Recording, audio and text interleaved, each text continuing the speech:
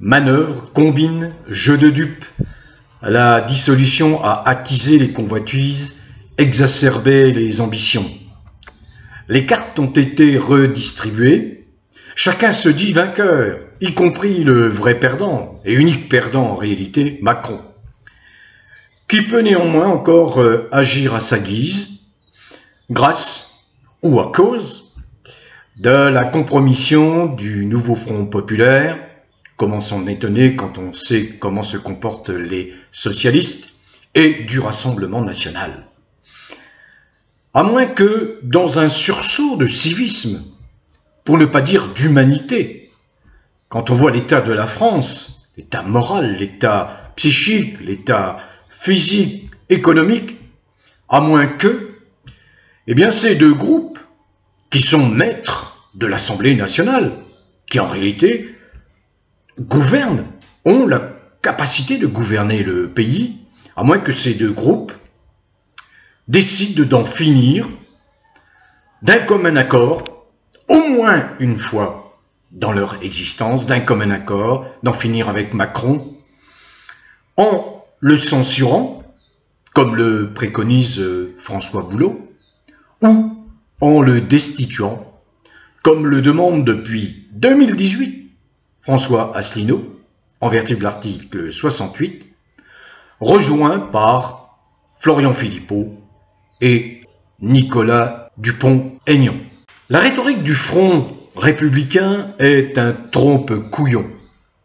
Bien mal on a pris à la FI de l'appliquer à la lettre, car la rhétorique du Front républicain s'est avérée par son dogmatisme un obstacle à la vision de la réalité du Rassemblement national aujourd'hui. La France insoumise, par un dogmatisme aveugle, est tombée dans ce piège, offrant au Parti socialiste une occasion inespérée de se refaire une santé, alors qu'il avait été très justement balancé aux oubliettes. Un PS dont les accointances avec le macronisme ne sont plus à démontrer depuis 2017.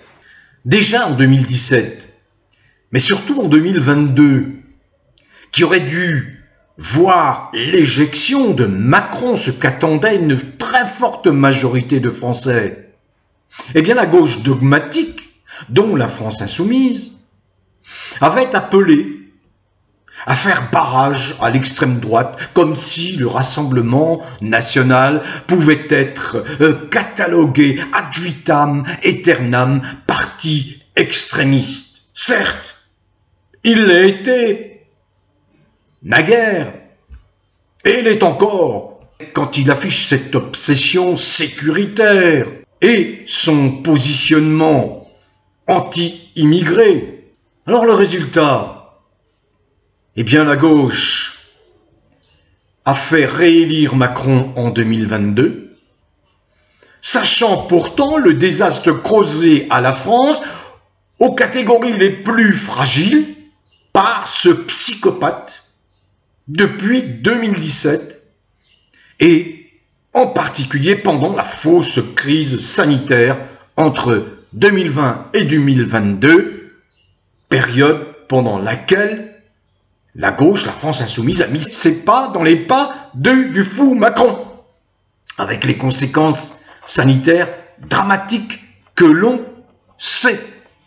Aujourd'hui, la France insoumise, qui se présentait à son lancement en 2016 comme un mouvement regroupant plusieurs chapelles, dont le Front de gauche, eh bien cette France insoumise s'émiette, incarnant pourtant le mouvement politique le plus proche des Français, les plus défavorisés, les plus modestes. Ce mouvement a, grâce au talent oratoire du tribun Mélenchon, soulevé beaucoup d'espoir. Hélas, espoir déçu pour des millions de gens, voyant le mouvement tomber dans le bourbier macronien nauséabond, se compromettant même avec des positionnements macroniens totalement contre nature.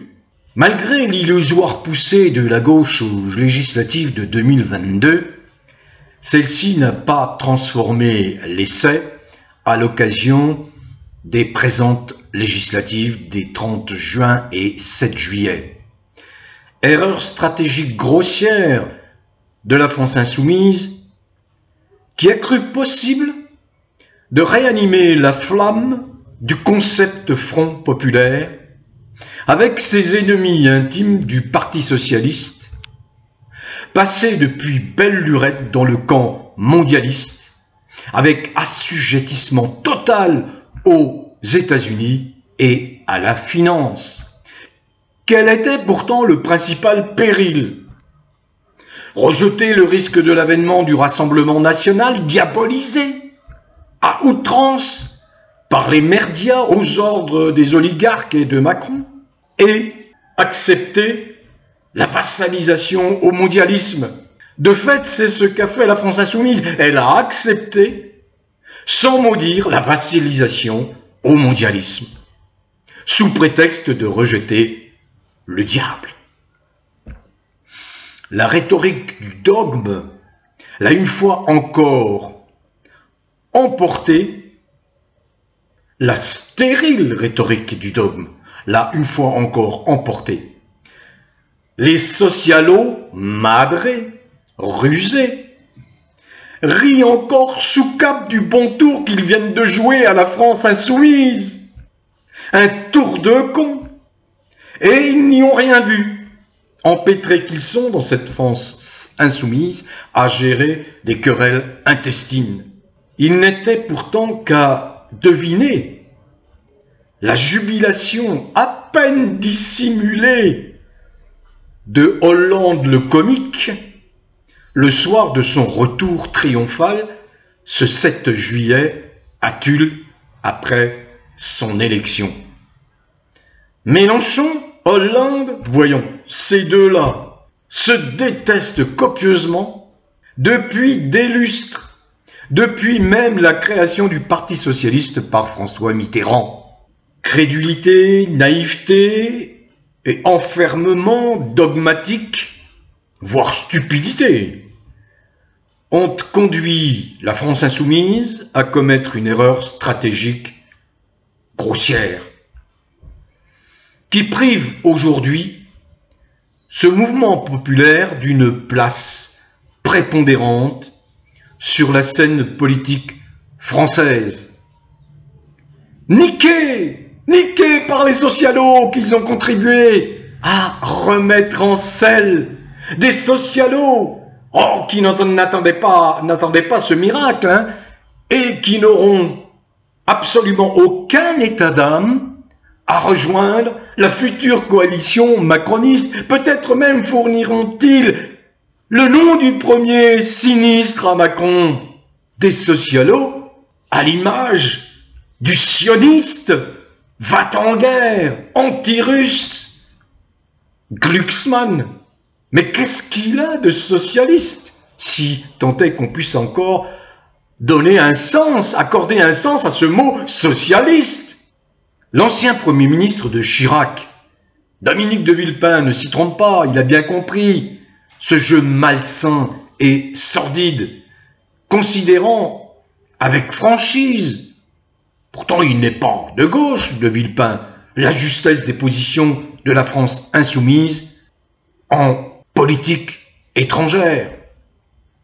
Hélas, 3 fois hélas, non seulement cet authentique ancrage dans l'héritage de l'humanisme jaurétien n'aura pas obtenu sa récompense à travers un vote d'approbation majoritaire, mais pire, il a perdu l'écho populaire au cours de cette seule et triste journée du 7 juillet, en cautionnant la fausse crise sanitaire, en appuyant les attaques aux mœurs de certaines lois macroniennes, la France insoumise s'est fourvoyée à égarer des électeurs attachés au respect de la nature, au respect des valeurs, ce qui est la démarche totalement inverse aux antipodes des macroniens qui veulent massacrer toutes les valeurs humaines, dénaturer la vie. Pourquoi avoir rejoint ces thèses folles du wokisme? Voyons, gardons les pieds sur terre, gardons le bon sens. Il y a des millions de gens de gauche qui n'apprécient pas du tout cette façon dont la France insoumise défend ses contre-valeurs. Et il ne faut pas ignorer que nombre de gens modestes, des ouvriers, ont depuis des lustres changé leur vote pour rejoindre le Rassemblement national. Il fallait quand même s'interroger, il aurait bien fallu s'interroger, je ne dis pas que quelques-uns ne l'ont pas fait, sur ce déplacement des classes populaires vers le Rassemblement national. Aujourd'hui, ce mouvement, pourtant promis un avenir concret aux manettes d'un État jeté dans le caniveau à purin par la Macronie, eh bien ce parti, ce mouvement, LFI, se trouve confronté à son propre effritement. Mais il l'a bien cherché. Il faut écouter quelquefois, y compris de modestes conseils de modestes personnes qui observent avec une vision large le déroulement de la vie politique. Voyons, concrètement, après François Ruffin, une des figures de France Insoumise, qui a décidé de se démarquer, ambition personnelle oblige, un proche de Macron, faut-il le répéter. Une autre sécession vient d'intervenir. Elle a été actée par la création, hors de la France Insoumise, d'un groupe baptisé l'Après, dans lequel on retrouve, sans surprise, Clémentine Autain, son égérie, son inspiratrice probablement, qui ne fait pas mystère de son ambition personnelle pour la présidentielle de 2027, ainsi que d'anciens proches de Mélenchon qui ont été écartés de l'investiture de la LFI, parmi lesquels Alexis Corbière, qui a été un des porte-parole de Mélenchon, Daniel Simonet et Raquel Garrido, et d'autres, et quelques autres. Le gâchis est donc consommé. Il faut parfois relever la tête du guidon et regarder autre chose que le goudron défiler sous les pédales, au risque de rater le prochain virage. Les grands champions cyclistes le savent. Ils savent qu'il est nécessaire d'appréhender l'ensemble d'un parcours d'une étape plutôt que de rester concentré sur ses pédales et son pédalier. La France insoumise n'a pas tenu les promesses de 2017, celles qui avaient pourtant soulevé un engouement exceptionnel, allant au-delà des sympathisants de gauche. L'erreur de Mélenchon est probablement son légitimisme par rapport à Macron. Mais peut-on conserver cette posture légitimiste quand celui qu'on croit légitime ne l'a jamais été et gangrène depuis 7 ans le corpus législatif de loi hors la loi? Macron est un psychopathe avec lequel il ne faut pas se compromettre, jamais se compromettre. Voyez le témoignage d'un ancien suppôt de Macron, un fidèle parmi les fidèles au moment du lancement de En Marche. Je mets le lien. Gilles Legendre, il se demande comment ils en sont arrivés là. Et il n'est pas tendre avec son ex-timonier Macron. Il est lucide, il a compris. Avant lui, Martine Vonner et bien d'autres. des gens qui sont habités quand même par une capacité d'analyse, qui peuvent être capables à un moment donné de faire marche arrière, de faire amende honorable et de dire « Oh là là, je me suis trompé, bravo à ceux-là ». Alors que la France insoumise est peuplée de dogmatiques, qui ne veulent pas s'écarter de leur route, qui se contrefichent du sort en réalité de leurs concitoyens. Ils s'en contrefichent, la vraie souffrance. Beaucoup sont issus de catégories sociales protégées, il faut le dire, il faut le dire. Donc il y a un schisme à l'intérieur de ce peuple de gauche. Donc vous voyez, Gilles Legendre, Macron n'a rien d'un stratège génial comme je l'entends à l'envi, à répétition sur les mergas. C'est un fou, fou furieux, fou allié, c'est tout. C'est tout le contraire. Il tente de se dépatouiller dans une situation inextricable qu'il a créée en sa qualité de psychopathe, de sociopathe. C'est un type qui est dominé par ses affects. Cela tient à sa nature et à ses orientations. Il est dominé par ses affects. Il est incapable de raison, il est incapable de recul, il est incapable de sagesse. La sagesse qui habite des personnes d'un certain âge. Il est totalement immature, là je suis d'accord. Et, je vais conclure, il est certainement bien plus perturbé qu'il ne veut le paraître par l'issue inévitable, voire fatale, de l'affaire Brichel, dans laquelle il est pris au piège. Cette affaire Brichel fera tomber Macron. Le grand bordel politique est en marche, au moins pendant 1 an, et peut-être même 2 ans et demi, jusqu'en 2027. Au bout, il y aura inévitablement sanction populaire. Laquelle? Eh bien, nous verrons. Des confitures ou sursauts pour les authentiques représentants du peuple de gauche. En attendant, portez-vous bien, prenez soin de vous et continuez immuablement, de façon déterminée, à vivre en marge, à cultiver le bien-être avec les gens qui vous sont proches. Fuyez tous les toxiques, tous ceux qui sont peu ou prou proches de cette folie macroniste ou macronienne. Bon vent à tous.